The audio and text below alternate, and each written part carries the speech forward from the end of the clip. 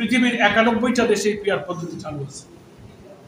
PR এর আবার 6টা সিস্টেম আছে। আমরা বলেছি বাংলাদেশের রাজনৈতিক এবং জনমানুষের আর্থসামাজিক অবস্থার উপযোগী করে যে পদ্ধতিটা এখানে অ্যাপ্লিকেবল সেটাই এখানে চালু করতে হবে। কিন্তু এর মূল ধারণা হচ্ছে যে নির্বাচনের প্রার্থী হবে দল, ব্যক্তি নয়। ব্যক্তি যখন প্রার্থী না হয়ে দলের পক্ষে যখন সে ভোট চায় তখন ব্যক্তির স্বার্থের চেয়ে দলের স্বার্থ বড় হয়ে যায়। তখন ভোট নেওয়ার ব্যাপারে কালো টাকা, পেশি শক্তি, মনোনয়ন বাণিজ্য তখন বন্ধ হয়।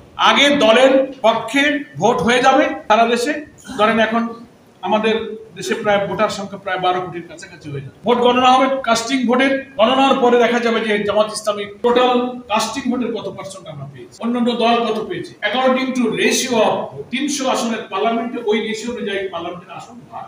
ভোট গণনার পরে দেখা যাবে যে 5টা দলে অমুক 30%, অমুক 20%, অমুক 40%, অমুক 21%, এই পার্সেন্টেজ অনুযায়ী 300 আসনকে ওই দলগুলোর মধ্যে ভাগ করা হবে। দল ওই প্রার্থীদের আমাকে 30টা এমপি দিয়েছে, আমি 40 জন এমপি পেয়েছি, দলের কেন্দ্র নির্বাচন কমিশনে সেই এমপিদের তালিকা দেয়। তাহলে কি হলো? এখানে ব্যক্তির স্বার্থ থাকলো না, দলের স্বার্থ থাকলো। প্রত্যেকটি ভোটারের ভোটের মূল্যায়ন। ভোটার এত মূল্যবান জিনিস। রাষ্ট্রপতি, প্রধানমন্ত্রীর ভোটের যে দাম, ঠেলাওয়ালা, রিক্সাওয়ালা ভোটের মধ্যে সেই দাম। এই আনুপাতিক প্রতিনিধিত্বের সিস্টেমে কারোর ভোট পৌঁছবে না। যত পার্সেন্ট ভোট পাও according to ratio of percentage তুমি 300 আসলে সেই অংশ পাবে।